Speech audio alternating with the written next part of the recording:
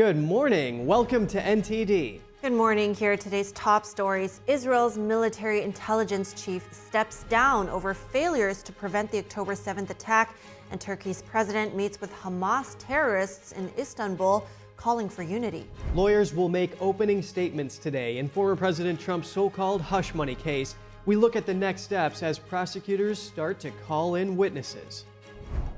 The House passed a controversial $95 billion foreign aid bill this weekend, what has hardline Republicans on edge, with some calling for Speaker Johnson to be removed. We take a look. TikTok and its potential malign influence is in the spotlight. Lawmakers fear a Chinese communist Trojan horse. More on a just-passed House bill to possibly ban it. Are universities losing control of anti-Semitism on campus? Reports of violent threats against Jewish people at a Columbia University protest, and an alleged assault of another at Yale. Preparations are underway for the celebration of the 250th anniversary of the Battle of Lexington.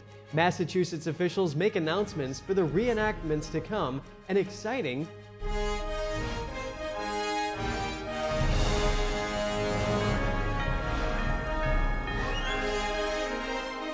This is NTD Good Morning. Live from our global headquarters, here are Evelyn Lee and Kevin Hogan. Welcome to NTD. Good morning, everyone. Today is Monday, April 22nd. Some huge shakeups there in Israel. Major General Aron Haliva is the most senior Israeli official to step down following October 7th. Yeah, he didn't say what exactly his specific missteps, but he did take general accountability for that. And that's our top news this morning, starting with the latest in the Israel-Hamas war. Israel's military intelligence chief resigned today. He says it was for failing to prevent the Hamas terrorist attack in October last year. The resignation could set the stage for more of Israel's top security brass to step down. The terror attack started the war in Gaza, now in its 7th month. And Turkey's president met with a leader of the terrorist group Hamas in Istanbul this weekend. The Turkish president said talks focus on what he called an urgent need for a permanent ceasefire in Gaza. Meanwhile, Iraq's military reported explosions at a military base south of Baghdad. This just a day after the strikes in Iran calls for restraint. NTD's Jeremy Sandberg has more on the conflict in the Middle East. Turkey's President Erdogan on Saturday embraced leaders of the terrorist group Hamas and urged Palestinians to unite. Erdogan stated the strongest response to Israel in the path to victory lie in unity and integrity after talks with Hamas political chief Ismail Haniyeh. Erdogan's office stated Turkey was continuing diplomatic efforts to draw international attention to Gaza, pushing for a permanent ceasefire. The Hamas leader met with Turkey's foreign minister in Qatar last week. Israel's foreign minister reacted on X by listing Hamas's October 7th atrocities and saying, "Erdogan, shame on you." Erdogan said Turkey sent over 45,000 tons of humanitarian assistance to Gaza and called for more aid. Meanwhile, in Iraq, multiple explosions rocked a military base south of Baghdad. Officials say the blasts were at a site used by the Iran-backed Popular Mobilization Units, or PMU. The PMU operates alongside the Iraqi military as an umbrella group for terrorist organizations like Kataib Hezbollah. Iraq's army said the explosions and fire killed 1 PMU member and injured 8. The U.S. and Israel denied any involvement. Iraq's military stated no drones or planes were in the Babylon airspace at the time. This just a day after strikes against a military base in Iran. The Pentagon says Defense Secretary Austin spoke with his Israeli counterpart Yoav Gallant Friday. The readout makes no mention of the strikes and says talks centered on regional stability in the ongoing war. A Pentagon readout from a call Thursday before the strikes said discussions focused on Iran's destabilizing actions in the Middle East. Israel's military Monday said it struck 3 Hezbollah targets in Lebanon overnight. The Iran-backed Lebanese group is one of the most powerful terrorist forces in the Middle East. Jeremy Sandberg, NTD News. Israel's military says it killed 10 terrorists at a refugee camp in the West Bank over the weekend. The IDF says a 2-day operation started Friday with exchanges of gunfire. This comes amid reports citing anonymous officials that the State Department could be considering sanctions against an IDF battalion. That's for alleged human rights violations. Israeli Prime Minister Netanyahu, reacting to the reports yesterday, vowed to fight any sanctions imposed on Israeli forces. The IDF said it was not aware of any measures. The House approved a long-awaited funding bill that includes aid for Ukraine, Israel, and Taiwan. Yeah, that's a big one. The bill faced a lengthy challenge in the chamber and nearly cost Speaker Mike Johnson his job. NTD's Jeremy Sandberg has more. More than $60 billion will go to Ukraine. President Volodymyr Zelensky had been calling on lawmakers to pass the much-needed package. We appreciate every manifestation of support for our state and independence, our people, and our lives, which Russia wants to bury in ruins. America has shown its leadership from the first days of this war. House Speaker Mike Johnson faced backlash from his party when he finally brought up the package last week. Some Republicans have criticized spending on foreign aid amidst increasing national debt. Another bill favored by conservatives that instead focused on the southern border was voted down. Representative Marjorie Taylor Greene renewed her call for Johnson to resign after the aid package was passed. Hardline conservatives gave Johnson flack for pushing the aid bill without any provisions for border security, an issue central to House Republicans. But other members of Congress applauded Johnson's leadership. By what he did today, it took a lot of guts in the face of the opposition.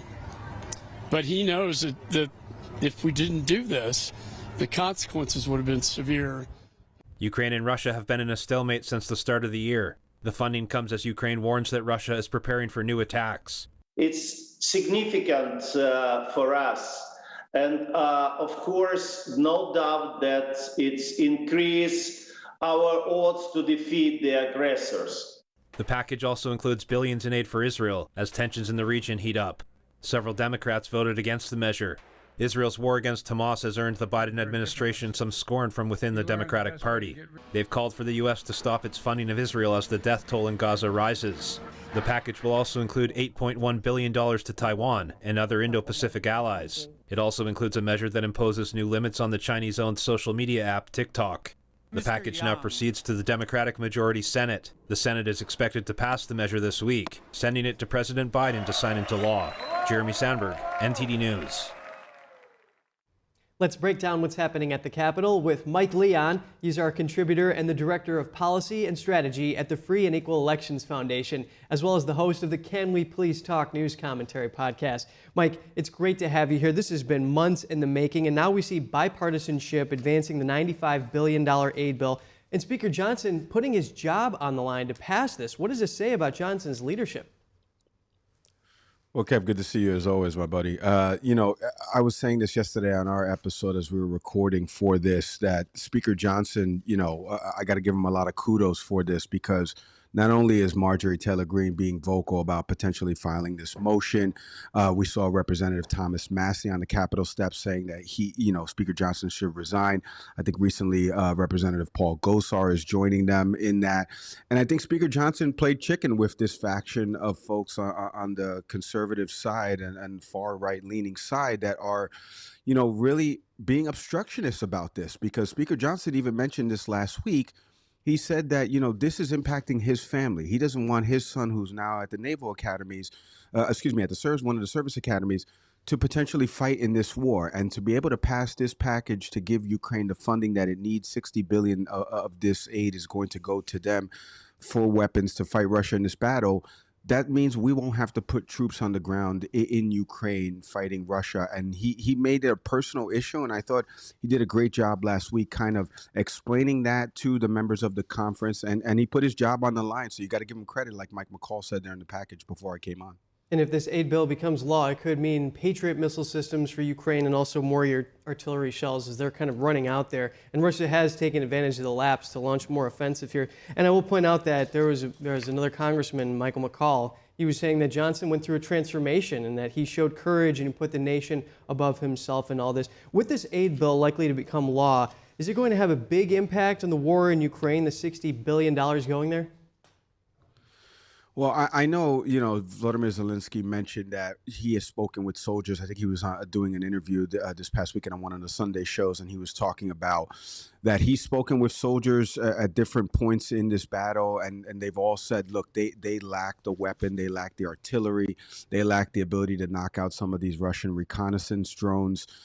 So this will help in that funding process of getting them the weapons that they need. And again, back to the broader point that, conservatives and Democrats Democrats should all be aligned on. And President Trump ran on this. President Biden did it with the Afghanistan withdrawal. He botched it. But it was about not fighting new wars and not putting American soldiers' lives at risk from a ground infantry troop perspective and sending them out to these conflicts.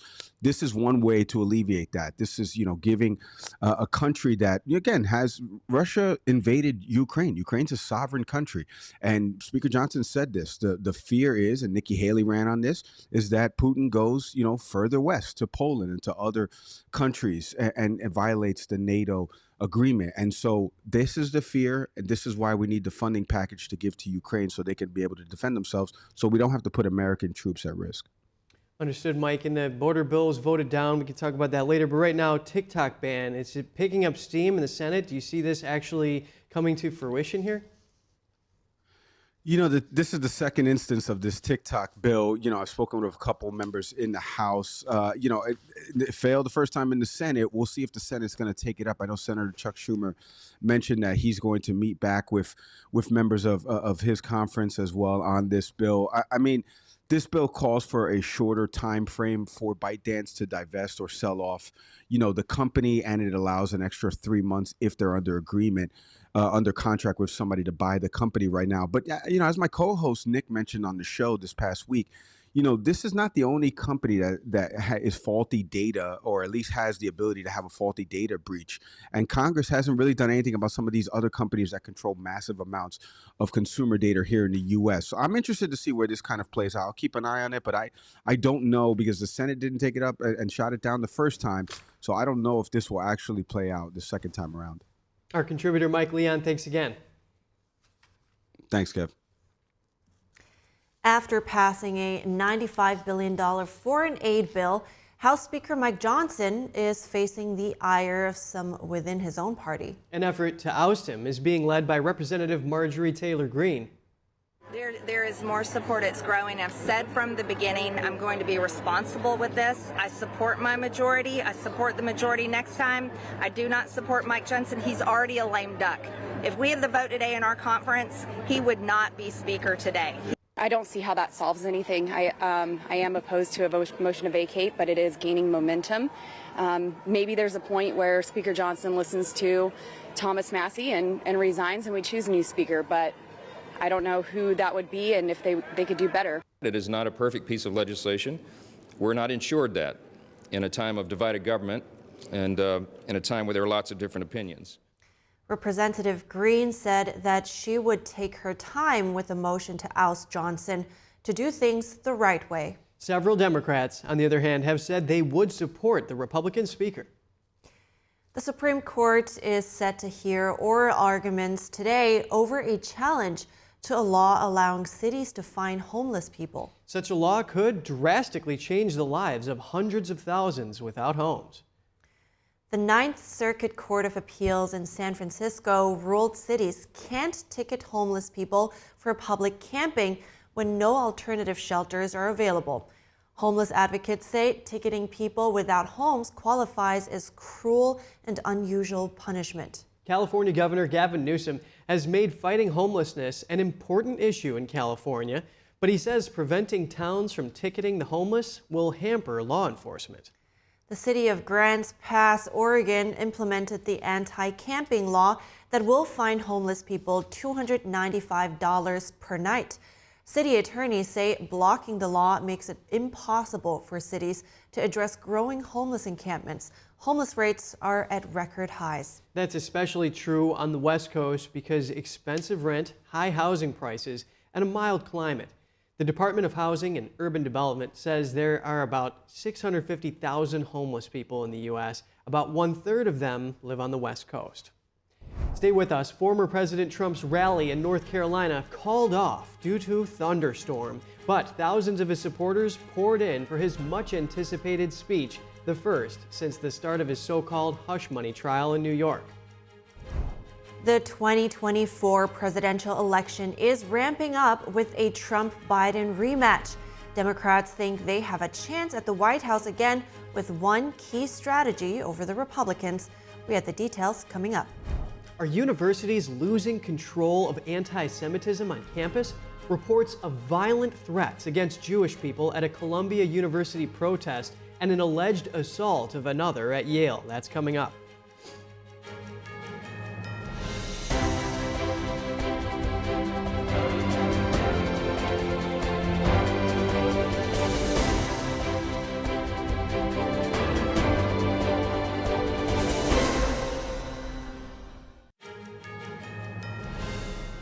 Good to have you back. Lawyers in former President Trump's so-called hush money case will make their opening statements today. Here's a look at what lies ahead. The judge said lawyers will present opening statements Monday morning. Prosecutors will then lay out their case. A full jury of 12 with 6 alternates was seated last week after a lengthy selection. A former lawyer for adult film actress Stormy Daniels, around whom the case centers, told media he is willing to testify for the defense. Michael Avenatti was Daniels' lawyer when she alleged to have had an affair with Trump. He is currently in jail for extortion, tax evasion, fraud, and other financial crimes. Trump himself has indicated that he may testify on his own behalf. The first witness for the prosecution, according to the New York Times, which cited a source familiar with the matter, is David Pecker. He was the chairman of American Media Incorporated. In 2016, an agent for Daniels contacted AMI and said she was willing to go public with her allegations. Pecker then allegedly contacted Trump's personal attorney, Michael Cohen, who negotiated the deal to purchase her silence for $130,000, according to court filings. In a separate incident, AMI agreed to pay model and actress Karen McDougal $150,000 months before the 2016 election for her silence about another alleged affair with Trump. This payment is not part of the charges against the former president, but prosecutors are expected to use it to establish a pattern. On Friday, a man died after setting himself on fire outside the Manhattan courthouse. The man burned for several minutes in full view of television cameras. The NYPD said the man, who they identified as Max Azzarello of St. Augustine, Florida, did not appear to be targeting Trump or others involved in the trial. And a rally for former President Donald Trump took a rain check over the weekend. Thousands of his supporters poured in for his much anticipated speech in North Carolina, the first since the start of his so-called hush money trial in New York. NTD's Jack Bradley has the story. I'm here in Wilmington, North Carolina, where a Trump rally was just canceled due to severe weather. We had a crowd of thousands behind me just clear out in a couple minutes. Let's take a look at what some of the audience members were saying prior to the event. We want our economy to return to its original status 4 years ago. If Trump was in office, I'm not sure if we'd be in the positions we're in right now between Israel and Iran. The more he's getting tried and pressed and indicted, the more his poll numbers are going up. So I think it's going to backfire possibly on the Democrats, but time will tell. It's overwhelming. I don't know. I've been to one rally before. That was, and I think it was 2016, 8 years ago. And this beats it all. Thousands gathered on the tarmac Saturday at the Aero Center at Wilmington Airport. Lightning streaks were visible in the distance right as the rally was about to kick off. But just after 6:30 p.m., Trump addressed the crowd via telephone, saying, quote, "We want to make sure that everybody is safe above all, and so they've asked us to ask people to leave the site and seek shelter." He said the rally would be rescheduled soon at the same site. Trump won North Carolina in 2016 by 3.6 percentage points, but that number decreased to just 1.4% in 2020. Reporting from Wilmington, North Carolina, Jack Bradley, NTD News. Independent presidential candidate Robert F. Kennedy Jr. will be included on the presidential ballot of a third state, Hawaii. Hawaii Democrats tried to disqualify the Kennedy's campaign ballot access petition, but a ruling on Friday blocked that effort. Last week, Kennedy gained ballot access in Michigan. He also qualified for Utah's ballot earlier this year. RFK Jr.'s campaign says he has enough signatures to qualify for the ballot in several other states, including Nebraska, Idaho, and Iowa. A super PAC backing Kennedy said it collected enough signatures to put Kennedy on ballots in Georgia, Arizona, and South Carolina.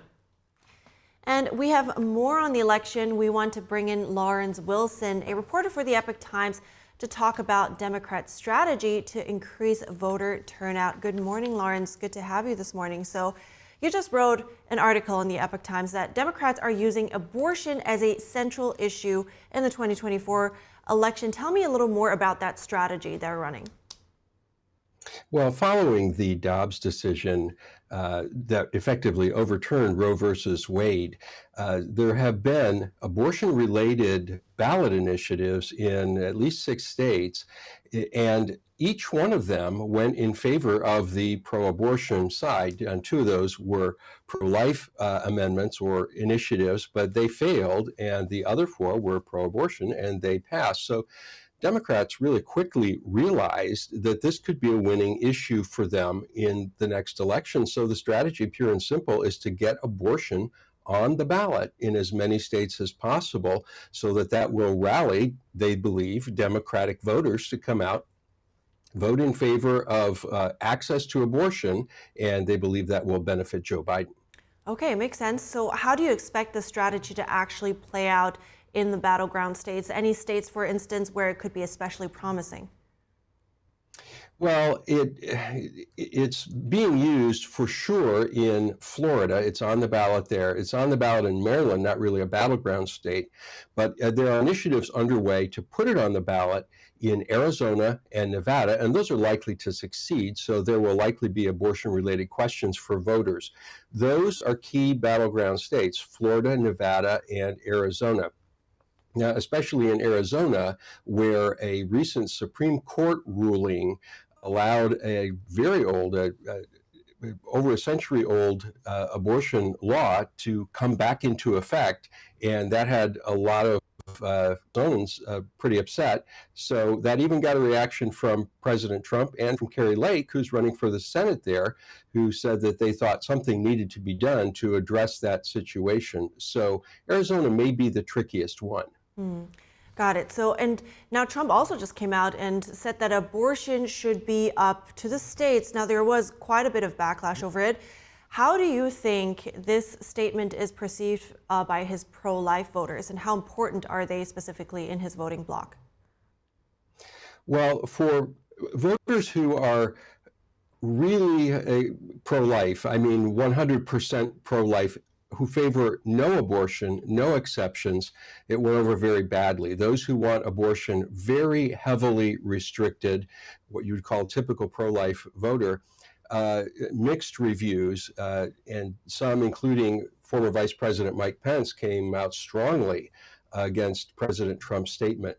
But remember that Republicans in general have been mixed on the issue. Republican voters are not uniformly strongly pro-life. Many of them favor abortion with certain exceptions and broader limits, though not unlimited. So it's very hard to tell. Some pundits have told me, look, Republican voters are going to come out and some of them are going to vote for that access to abortion amendment, but then they're just going to turn around and vote for President Trump anyway. So it's not really clear how much it will benefit Democrats in the long run. Got it. Thank you so much, Lawrence Wilson. I really appreciate your insights this morning. Thank you. A student at Yale University says a pro-Palestinian protester assaulted her during a rally on campus. The alleged incident happened on Saturday. Yale Free Press editor Sahar Tartak says she went to the rally to record the protest. She says she was taunted, prevented from moving around, and hit with a Palestinian flag. No word on whether police have made any arrests. The Orthodox rabbi at Columbia University and Barnard College urged Jewish students to leave due to safety concerns amid an ongoing campus encampment supporting terrorism. Chants by demonstrators have been recorded and shared online. They include calls to burn Tel Aviv to the ground and a love for the Hamas terrorist group. Columbia President Minu Shafiq says classes will be held online on Monday in light of the situation. Representative Elise Stefanik has called for Shafiq to resign, alleging a failure to protect Jewish students. And a group of Harvard students interrupted a speech by the Chinese regime's ambassador to the U.S. over the weekend. The Taiwanese American and Tibetan students called out human rights violations, holding up banners inside the Harvard-China conference. One banner said, "China lies, people die." A Taiwanese student during the speech stood up and shouted, quote, "You paint an illusion of a prosperous China, but your hands are painted with blood." She also yelled the CCP had robbed Hong Kongers of freedom and democracy and now wanted to do the same in Taiwan.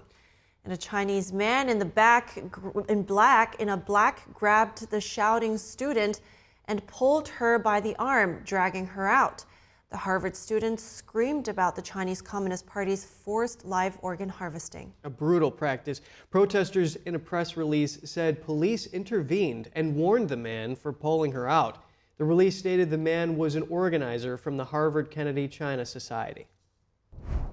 Up next, TikTok and its potential malign influence in the spotlight. Lawmakers fear a Chinese communist Trojan horse. More on a just-passed House bill to possibly ban it. Made-up climate data, is that what U.S. policy is based on? Temperature stations that don't exist anymore are assigned readings based on other stations, and those could be over 100 miles away. A statistician on how this affects policy.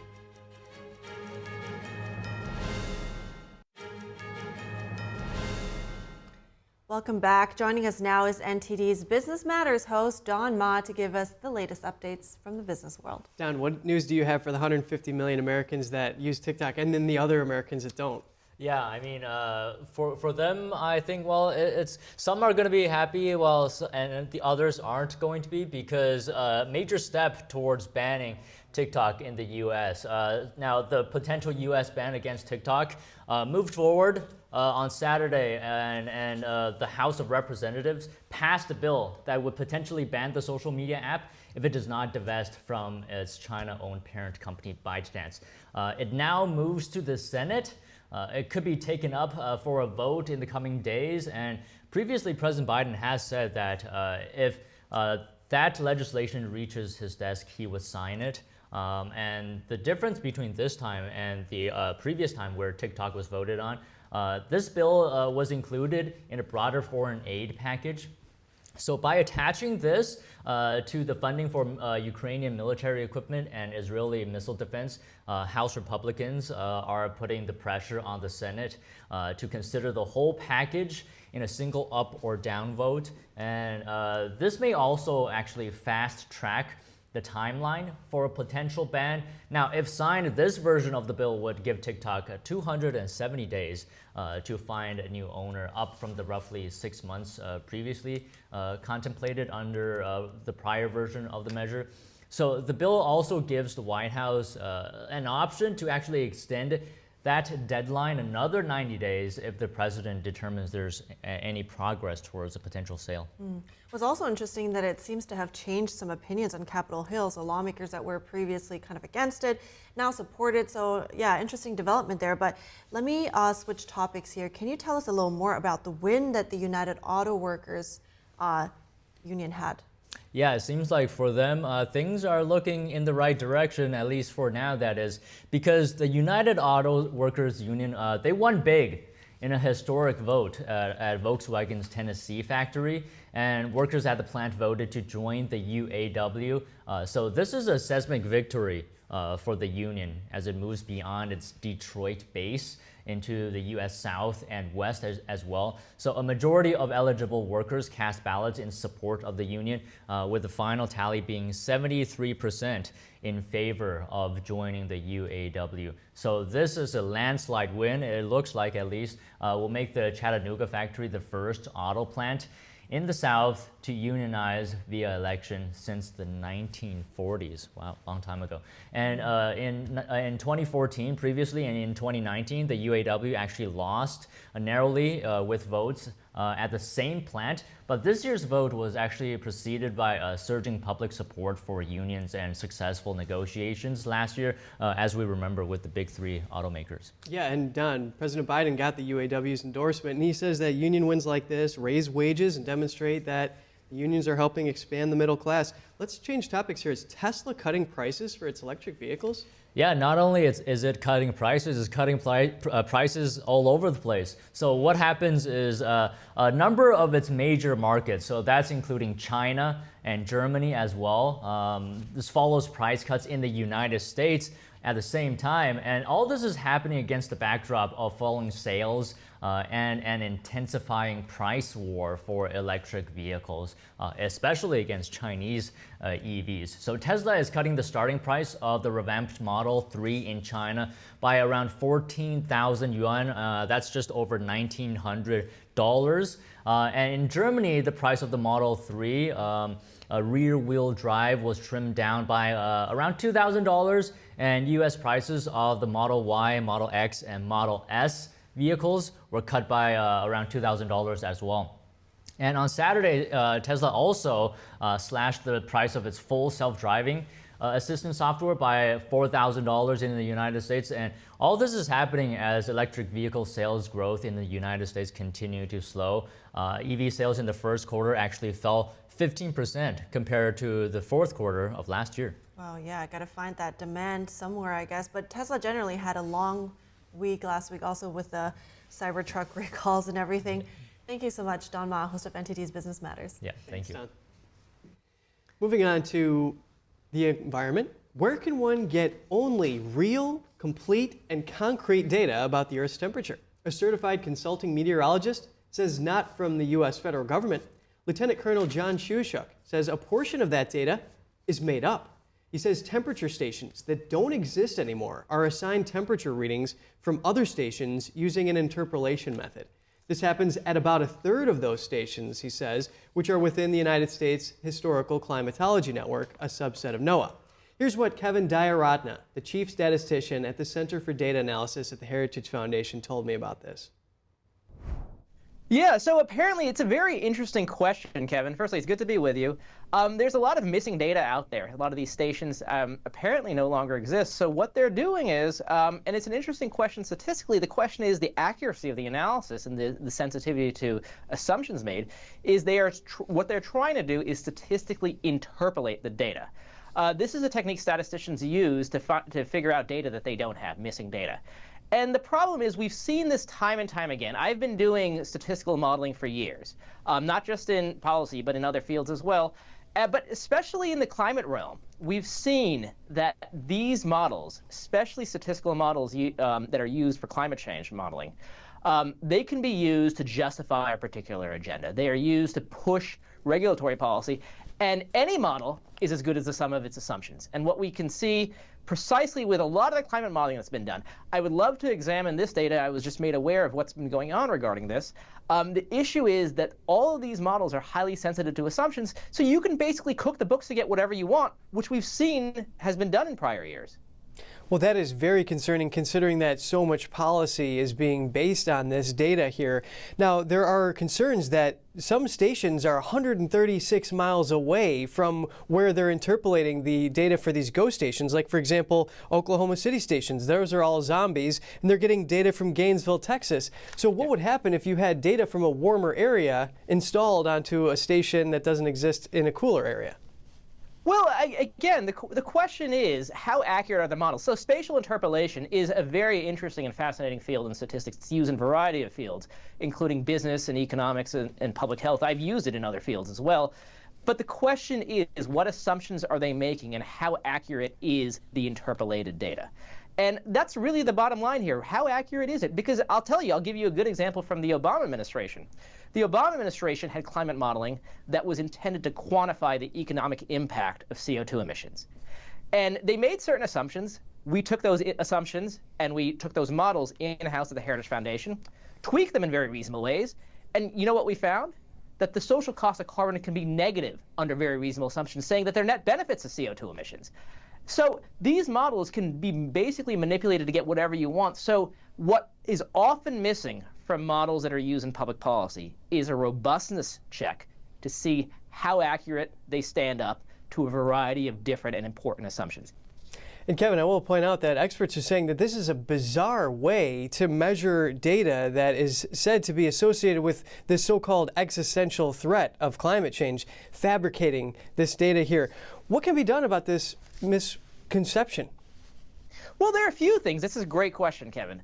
A variety of things. Firstly, any statistical model that is used in public policy needs to be tested under a variety of different and important assumptions to assess the sensitivity.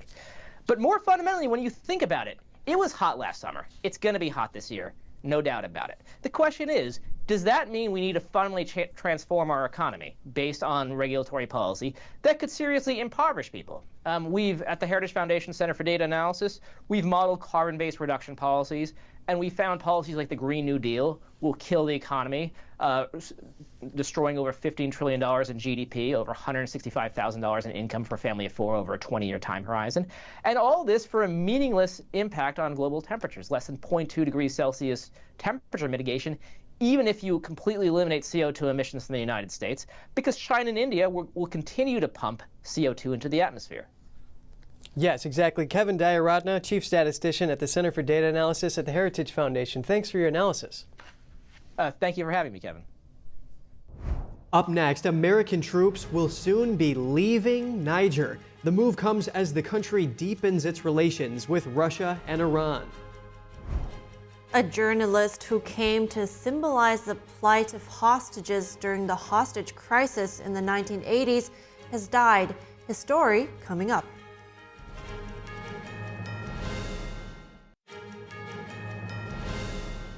Welcome back. The U.S. is planning to withdraw troops from Niger. That decision comes after officials met with Niger's prime minister on Friday.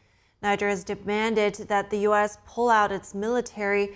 The withdrawal will impact the U.S. presence in Africa at a time when Niger is deepening relationships with Russia and Iran. The Defense Department will consider the timing of the withdrawal over the next several days. Niger's prime minister says he wants to keep his partnership with the U.S. and diplomatic officials will remain in the country. American troops in Niger have been inactive since last summer when a military coup pushed out the country's democratically elected president. Niger is now under the control of a military junta.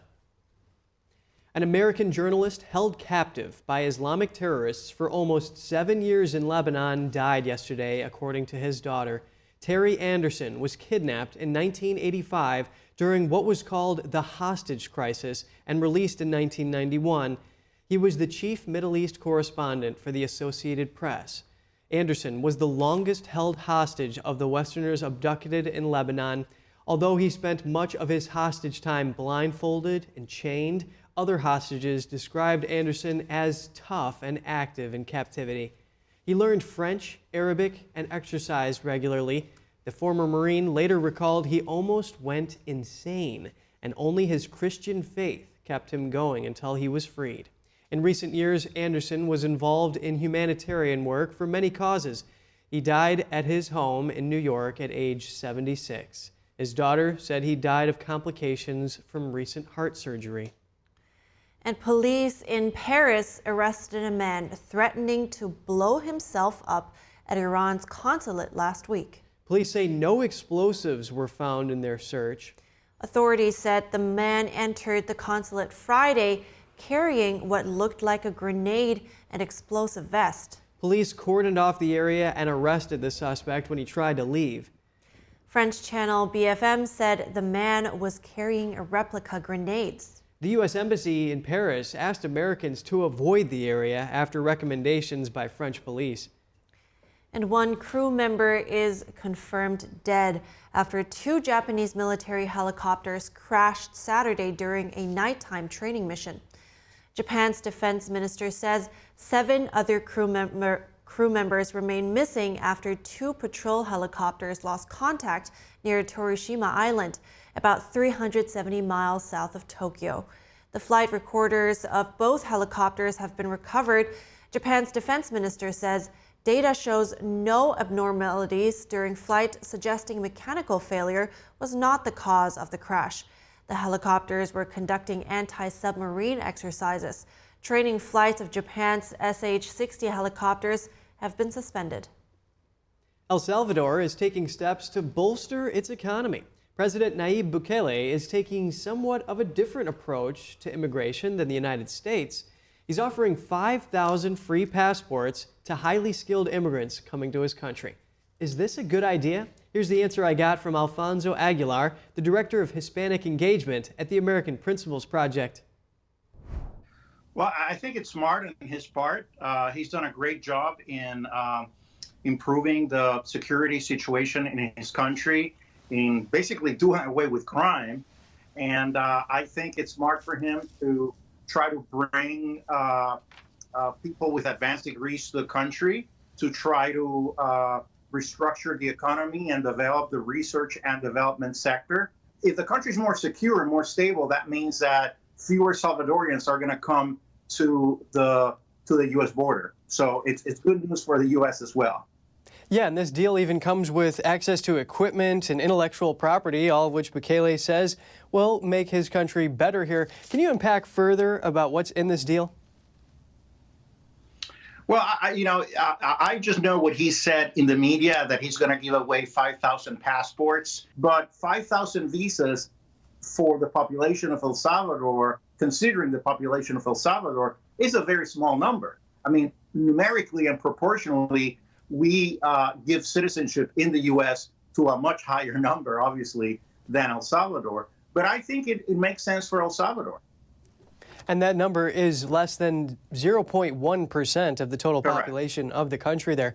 Is this something that you've ever seen before, this type of initiative? No. But I think, again, what he's trying to convey, that El Salvador is moving forward, that it's a secure country, that it's stable, that it's a good place for business, for tourism, for investment, and that he wants to bring immigrants, not export immigrants, but bring migrants to his country to develop its economy. I think that's the message he's sending the world. And as I've said, it's good for El Salvador, but also good for us, because one of the root causes of, as the Biden administration likes to say, of people coming to the U.S., it's economic.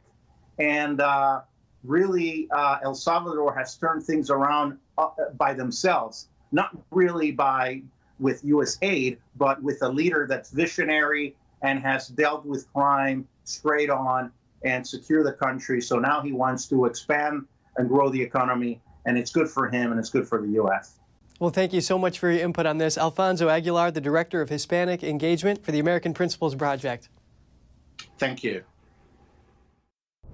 Stay with us. Preparations are underway for the 250th anniversary of the Battle of Lexington. Massachusetts officials announced reenactments to come and exciting future events.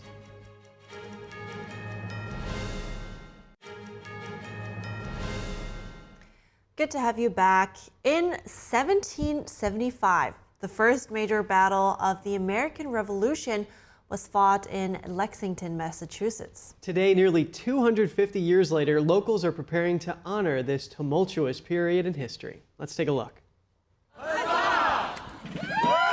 On April 19, 1775, the Massachusetts colonial militia fought against British troops in Lexington and Concord in the first major battle of the American Revolutionary War and won a decisive victory.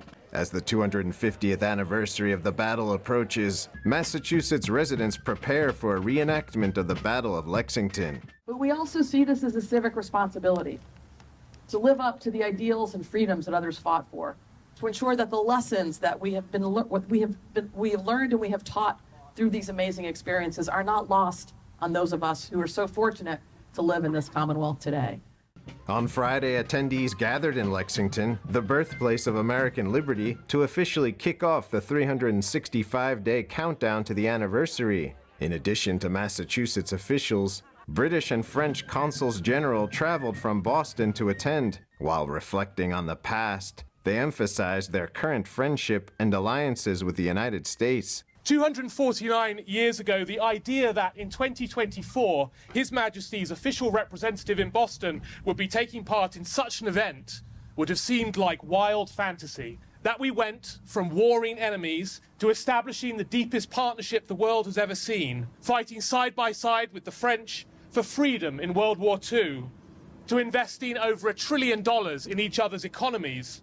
As we commemorate this historic milestone, it is important to reflect also on the enduring friendship between France and the United States. Our nations have stood side by side in times of triumph and adversity, bound not only by treaties and alliances, but by a profound belief in the values of liberté and égalité. After a short parade, guests unveiled a 250th anniversary countdown sign in anticipation of a series of historical reenactments and anniversary celebrations to come next year. We want to be sure that you mark your calendars for April 17th through 21 of 2025 to attend all our special events in Lexington and the surrounding communities.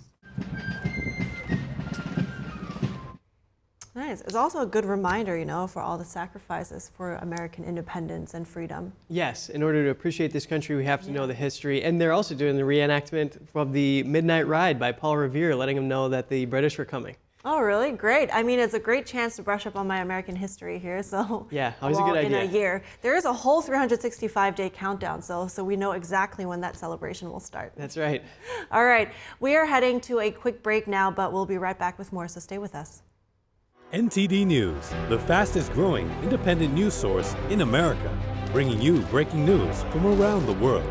Expert analysis, investigative reporting, and original award-winning documentaries. We're known for our uncensored China coverage you won't find anywhere else.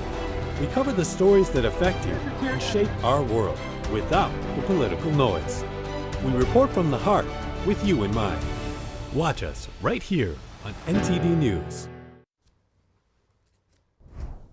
Good morning and welcome to NTD. Good morning. Here are today's top stories. Israel's military intelligence chief steps down over failures to prevent the October 7th attack, and Turkey's president meets with Hamas terrorists in Istanbul, calling for unity. Lawyers will make opening statements today in former President Trump's so-called hush money case. We look at the next steps as prosecutors start to call in witnesses. The House passed a controversial $95 billion foreign aid bill this weekend. We look at what has hardline Republicans on edge, with some calling for Speaker Johnson's removal. TikTok and its potential malign influence in the spotlight. Lawmakers fear a Chinese communist Trojan horse. More on a just-passed House bill to possibly ban it. Are universities losing control of anti-Semitism on campus? Reports of violent threats against Jewish people at a Columbia University protest and an alleged assault of another at Yale. Thousands gather in one of the largest Chinese communities in the world to march against the CCP's persecution, marking the 25th anniversary of a peaceful appeal in Beijing. A puppy born key lime green in the key lime state goes viral. Stay tuned for that story.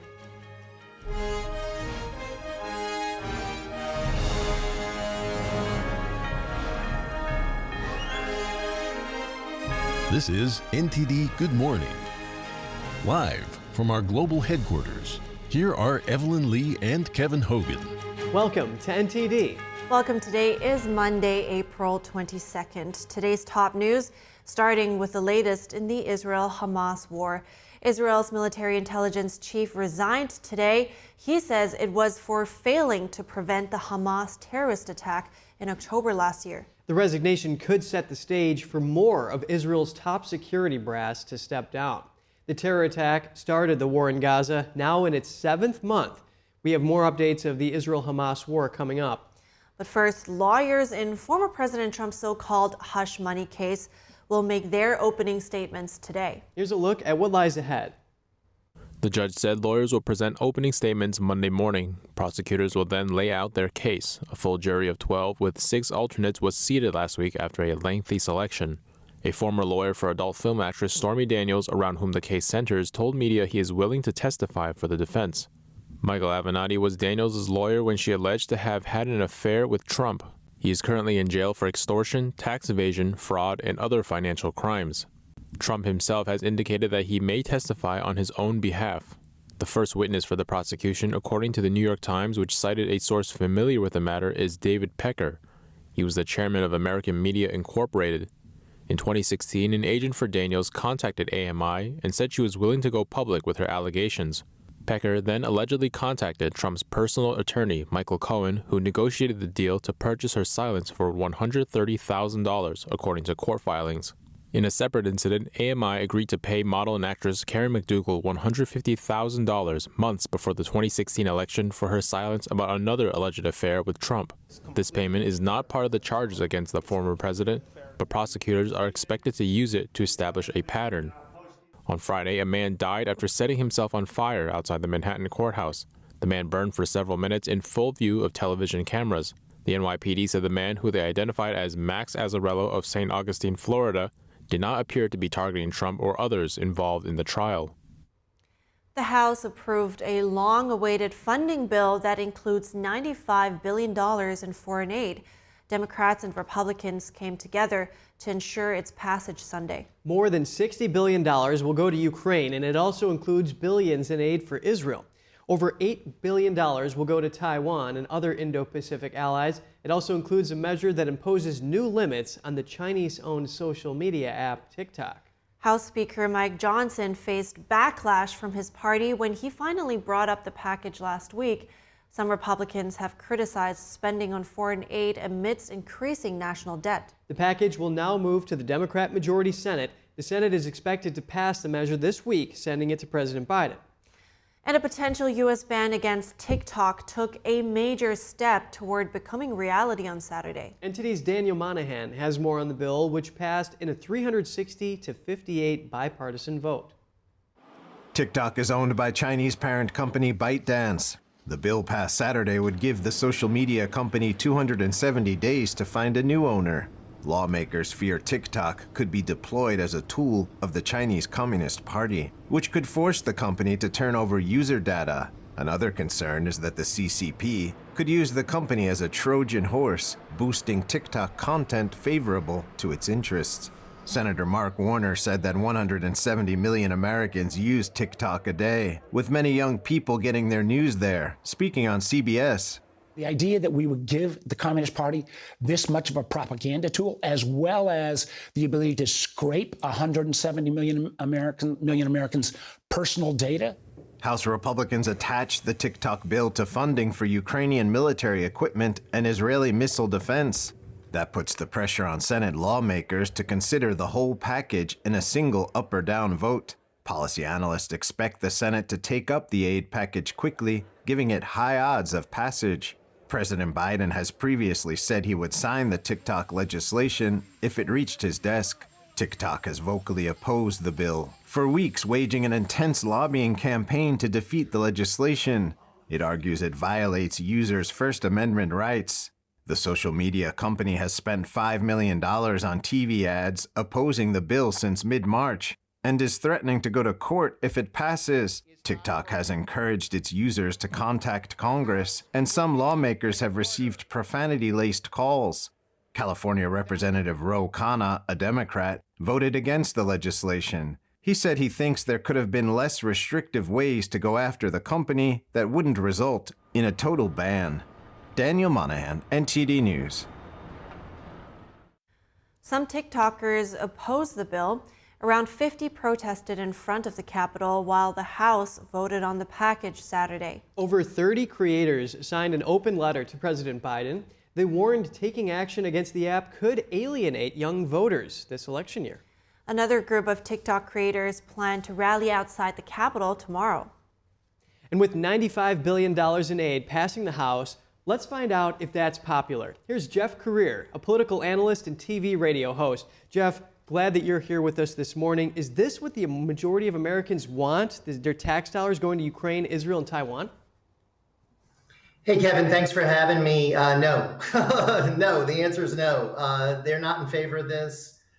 Polls that I've seen show that among the top issues in America, it's the border, it's the economy, it's leadership, it's corruption, it's worries about their pocketbook issues. It's not Ukraine.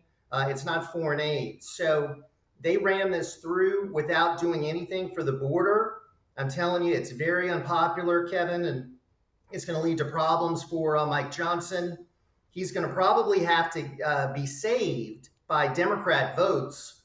And I think the Democrats will probably run to his rescue because, you know, he really did the bidding of the Democrat Party. This package that passed on Saturday, the majority of Republicans in Congress voted against it. So that violates what they call the Hastert rule. You're not supposed to push forward any legislation that the majority of your Republican delegation opposes, but he did that, and he's done that now on several issues. So I think he is on thin ice politically among Republicans. But again, I don't think he's going to be pushed out because I think the Democrats will save him if a motion to vacate goes forward by Marjorie Taylor Greene. That is important that you bring that up there, Jeff. And a recent Gallup poll shows that Americans are split exactly half and half.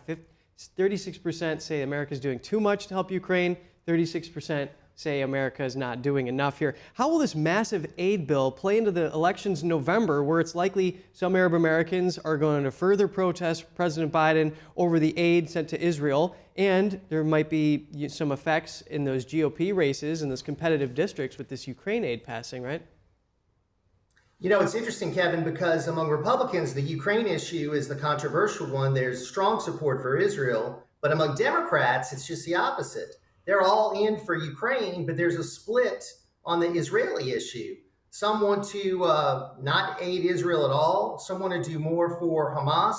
So it really is difficult for Biden and the Democrats because they've got this left wing in the Democrat Party. They're very pro-Hamas, pro-Palestinian, and very anti-Israeli aid. So that's why I think Biden has been trying to walk a tightrope, showing support really for both sides. And he wants to, of course, do that because he knows in Michigan, you've got a strong Arab American base of voters, and he's really worried about alienating that base and losing that swing state. I don't think Joe Biden can be elected president, Kevin, without the state of Michigan. Very interesting, Jeff. And let's talk about TikTok. It could be banned if this bill becomes law and ByteDance doesn't sell the app within a year. Does this present a realistic possibility that the app could disappear from the U.S. with so many Americans backing it and all the pushback that we've seen there, and in the legal challenges that could pop up to this law? Well, you've got, tens of millions of Americans that use it. So it's popular among especially young Americans. So it's not going to go away. It's going to probably have to be sold. They shrewdly added it to this bill. So now the Senate is forced to really pass it because they're not going to disapprove the aid package for Ukraine and Israel. So it's in there. It's going to be passed. Biden says he's going to sign it. So then you've got the question of within the next year, how is this sale going to be processed? Who's going to step forward to try to buy it? So it's going to raise a lot of questions. I don't think it's going to go away. I think they're going to have to force a sale. And I think this is going to be signed into law by Joe Biden. This was probably the only way that this measure could have been approved by Congress, by including it in this aid package. And that's what they did. I hear you. Jeff Career, political analyst and TV radio host. Thank you for the analysis this morning. Thanks, Kevin. And Turkey's president met with a leader of the terrorist group Hamas in Istanbul this weekend. The Turkish president said talks focused on what he called an urgent need for a permanent ceasefire in Gaza. Meanwhile, Iraq's military reported explosions at a military base south of Baghdad. This just a day after the strikes in Iran and calls for restraint. NTD's Jeremy Sandberg has more on the conflict in the Middle East. Turkey's President Erdogan on Saturday embraced leaders of the terrorist group Hamas and urged Palestinians to unite. Erdogan stated the strongest response to Israel in the path to victory lie in unity and integrity after talks with Hamas political chief Ismail Haniyeh. Erdogan's office stated Turkey was continuing diplomatic efforts to draw international attention to Gaza, pushing for a permanent ceasefire. The Hamas leader met with Turkey's foreign minister in Qatar last week. Israel's foreign minister reacted on X by listing Hamas's October 7th atrocities and saying, "Erdogan, shame on you." Erdogan said Turkey sent over 45,000 tons of humanitarian assistance to Gaza and called for more aid. Meanwhile, in Iraq, multiple explosions rocked a military base south of Baghdad. Officials say the blasts were at a site used by the Iran-backed Popular Mobilization Units, or PMU. The PMU operates alongside the Iraqi military as an umbrella group for terrorist organizations like Kataib Hezbollah. Iraq's army said the explosions and fire killed one PMU member and injured 8. The U.S. and Israel denied any involvement. Iraq's military stated no drones or planes were in the Babylon airspace at the time. This just a day after strikes against a military base in Iran. The Pentagon says Defense Secretary Austin spoke with his Israeli counterpart Yoav Gallant Friday. The readout makes no mention of the strikes and says talks centered on regional stability in the ongoing war. A Pentagon readout from a call Thursday before the strikes said discussions focused on Iran's destabilizing actions in the Middle East. Israel's military Monday said it struck 3 Hezbollah targets in Lebanon overnight.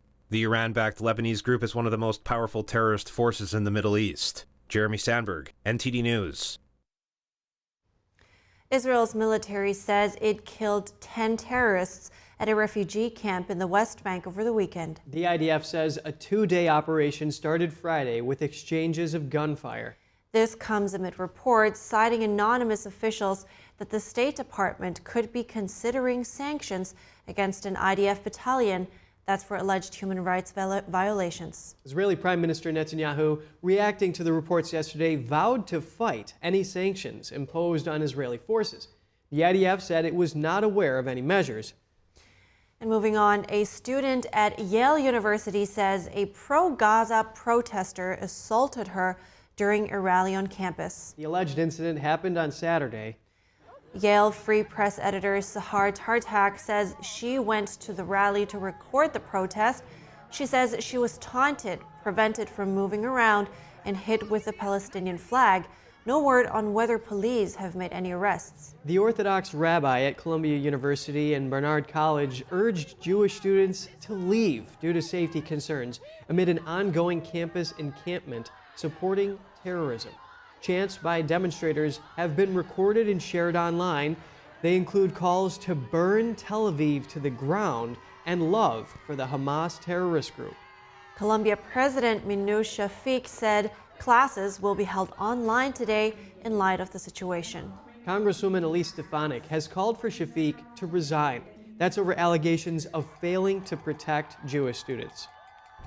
And coming up, thousands gathered in one of the largest Chinese communities in the world, marking the 25th anniversary of a peaceful appeal in Beijing. And a puppy named Shamrock, born key lime green, goes viral. See his colorful story when we come back. A volcano in Iceland erupts as the northern lights shine above it. See the majestic beauty of the event when we come back.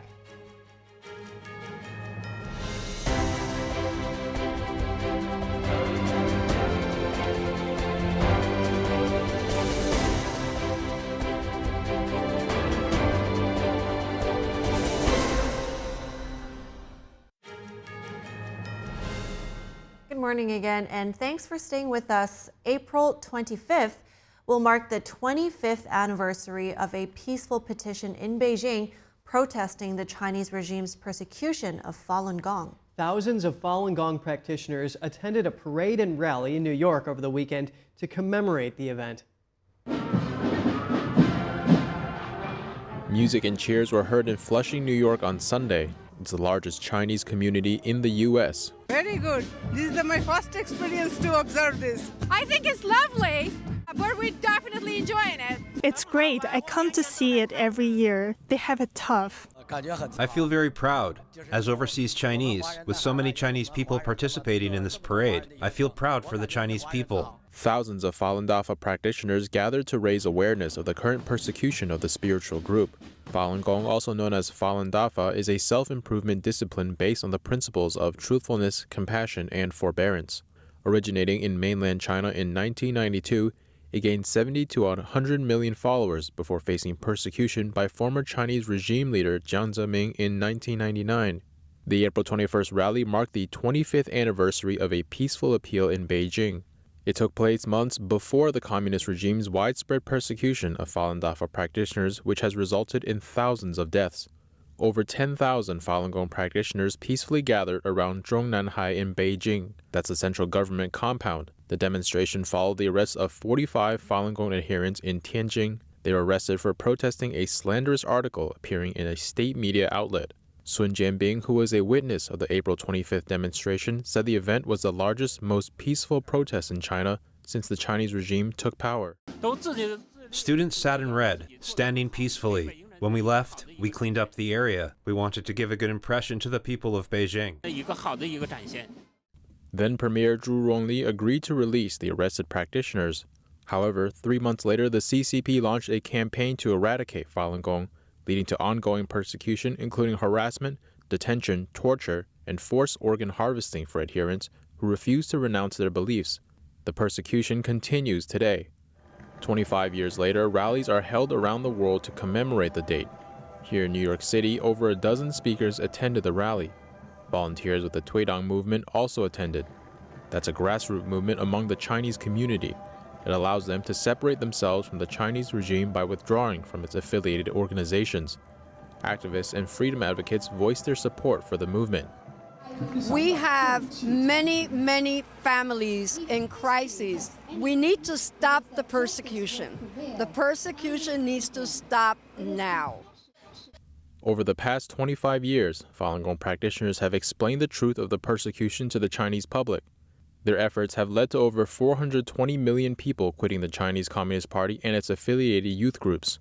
NTD News, New York.